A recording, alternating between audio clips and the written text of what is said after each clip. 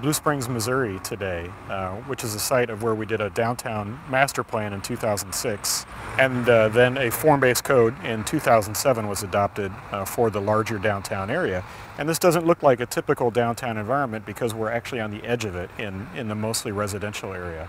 And what we wanted to point out today was some of the smaller projects that can happen when you do a really good detailed master plan that has consensus as well as a form-based code.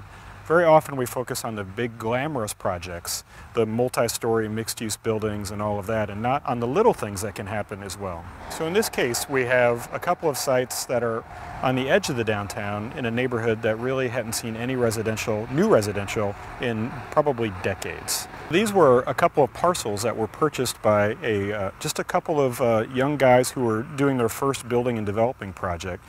And they subdivided these larger parcels into smaller parcels that then had the construction of these homes that are all around us. And it really accomplished all of the goals that the city was looking for in their plan, including increased residential density and more attractive streets. But most importantly was that they waited until the plan was adopted and the form-based code was adopted and in place and ready to go before they undertook these projects. So in their case, the code was a real incentive to getting this done.